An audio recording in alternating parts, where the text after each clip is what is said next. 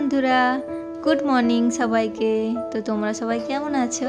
আশা করছি অনেক ভালো আছো, যে যেখানে আছো সুস্থ আছো। তো চলো তোমাদেরকে সাথে নিয়ে আমি আমার একটা নতুন ব্লগ শুরু করছি। আর ঘড়িতে এখন বাজে সময় 7টা। আর বাবু না আজকে আমার সঙ্গে উঠে গিয়েছিল খুব তাড়াতাড়ি। তো এইভাবেই যদি ঘড়ির কাঁটার সঙ্গে তাল মিলিয়ে সমস্ত কাজটা গুছিয়ে করা যায় বন্ধুরা, তাহলে একা হাতেই কিন্তু সমস্ত সংসারের কাজ পরিপাটি থাকে। আজকে ভাবলাম ওরাও সকাল সকাল উঠে গিয়েছে, আর বিছানার বেডশিটটা অনেকদিন পাতা হয়ে গেছিলো। ওই আমি সপ্তাহে 2বার কি 1বার চেঞ্জ করি বেডশিট। তো ভাবলাম আজকে একটু ধুয়ে দিই, ওরা যেহেতু সকাল উঠে গেছে। আর অন্য দিনকে একটু বেলা অবধি শুয়ে থাকলে সেদিনকে কিন্তু আর হয় না, অন্য কাজগুলো কিন্তু সারতে হয়। তো ভাবলাম আজকেই করে নিই। আর কি বলো তো, মানে একটু সকাল করে যদি ঘুম থেকে উঠে যায় তাহলে কিন্তু কাজগুলো খুব তাড়াতাড়ি সুন্দরভাবে করে নেওয়া যায় পরিপাটিভাবে। তো আমি একটু সকালই উঠে গেছিলাম আজকে, আর আমার স্নান দান সব কিছুই হয়ে গেছে কিন্তু। আর ঘরের মধ্যে ঢুকে যদি এরকম অগোছালো বিছানা পড়ে থাকে তাহলে কিন্তু একদমই ভালো লাগে না।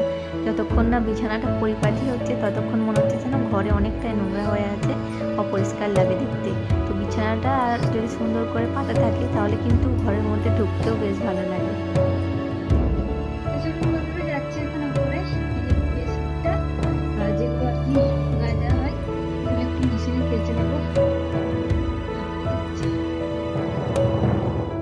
তো চলো বেডশিট আর যেগুলো আর কি গায়ে দেওয়ার চাদরগুলো, ওগুলো কিন্তু আমি এখন মেশিনে দিয়ে দিচ্ছি।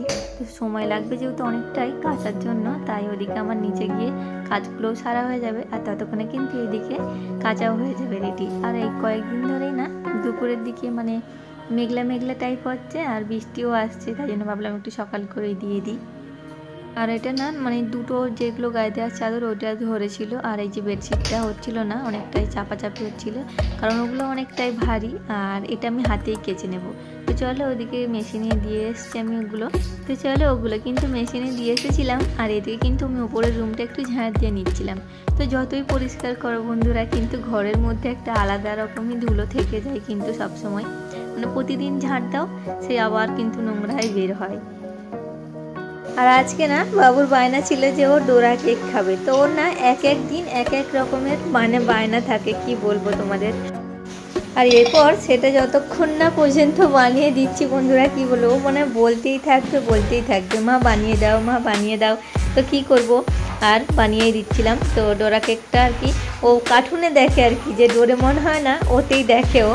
তো সেটাই বায়না করছিল আর কি। তো চলো আমি এদিকে একটু ওকে ডোরা কেক বানিয়ে দিয়েছিলাম, আর আমাদের জন্যও কিন্তু টিফিন বানিয়ে নিয়েছিলাম।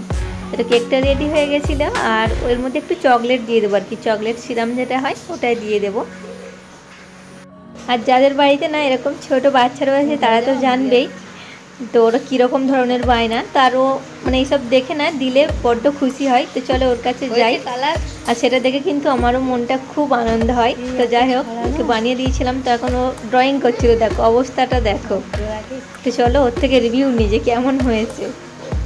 আগে সব এগুলো সরিয়ে দিই, তারপর খাবে। হ্যাঁ,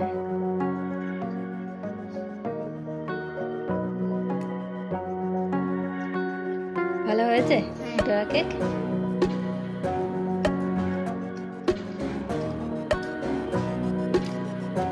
ঠিক আছে, খেয়ে নাও। আর তারপর হচ্ছে আমাদের দুজনের জন্য একটু চা বানিয়ে নিয়েছিলাম। তো তোমার দাদাভাই আর কি রুমের ভিতরেই ছিল, তাই ওকে রুমের ভিতরেই দিয়ে গেলাম চাটা। আর আজকে না আমাদের ছিল নিরামিষ বন্ধুরা। তো কি রান্না করব সেটাই কিন্তু ভেবে পায় না, আর ওদেরকে যাই রান্না করে দাও সেটাই বলবো এটা খাবো না, ওটা খাবো না, নিরামিষ কিন্তু। তো ওইদিকে ভাবলাম ডোরা কেকটা হয়ে গেছিলো, চাটা দিয়ে দিয়েছিলাম, আর ডালটা আমি সেদ্ধ বসিয়ে দিয়েছিলাম, যেহেতু ডাল হবে, কারণ ওটা তো হতে অনেকটাই সময় লাগে সেদ্ধ হতে। তোমাদেরও কি এরকম অবস্থাই হয় বন্ধুরা? আমাকে কিন্তু কমেন্ট করে তোমরা জানিও আমার মতো, যে কী রান্না করবো ভেবে পায় না, আর ওদেরকে দিলে বলবো কী খাবো, মানে এটা ভাল লাগছে না, ওটা ভাল লাগছে না। তো চলো এদিকে আমি একটু চাটনি বসিয়ে দিয়েছিলাম, আর ফোড়নি দিয়েছিলাম একটু জিরে আর একটা শুকনো লঙ্কা। তো যারা ছোটরা আছে লঙ্কা না খেলেও জিরে ফোড়ন দিলে কিন্তু চাটনিতে বেশ সুন্দর লাগে বন্ধুরা খেতে। তো একবার অবশ্যই ট্রাই করে দেখবে এটা। আর একটু পাঁপড় ভেজে নিচ্ছিলাম। ওদিকে রান্নাটা বসিয়ে দিয়ে আর আমি এদিকে এসেছি, যেহেতু সমস্ত আর কি টুকিটাকি কাজকর্ম থাকে ছোটোখাটো, সেগুলোই আর কি সেরে নিচ্ছিলাম আমি, যাতে করে একটু তাড়াতাড়ি হয়। আর এইদিকে দেখো কিছুটা জিরে ধনে মৌরি আর কি আর এখন তো সকলের ব্যস্ততার জীবন বন্ধুরা, কারোর হাতে বেশি সময় নেই, তাই এইভাবে যদি রোদে দিয়ে একটু গুঁড়ো করে রাখা যায় কিন্তু শুধু রান্না করার সময় একটু জল দিয়ে মিশিয়ে নিয়ে যে কোনো সবজিতেই কিন্তু দেওয়া যায়। তো এটাকে এখন আমি ছাদে দিয়ে আসবো চলো। আর বাইরে দেখো বাবু হচ্ছে ড্রয়িং করছিল, ড্রয়িং স্যারের সঙ্গেই চলে যাচ্ছে আর কি আমাদের কারখানার ওখানে। তো চলো এখন আমি ছাদে এসেছি দেখো।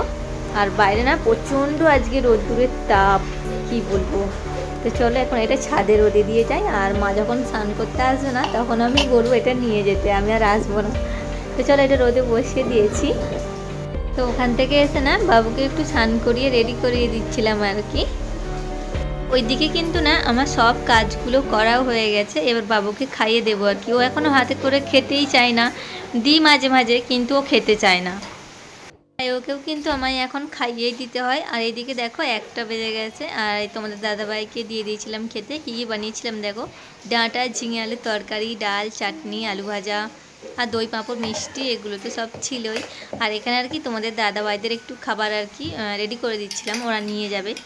তো তোমাদের দাদাভাইকে আর কি পরোটা দিয়েছিলাম আর আলুর তরকারি। তো ওগুলো একটু কুচিয়েই দিয়েছিলাম, কারণ ও করোনার পর থেকে না হাতে করেই খায় না, চামচ দিয়ে খায়।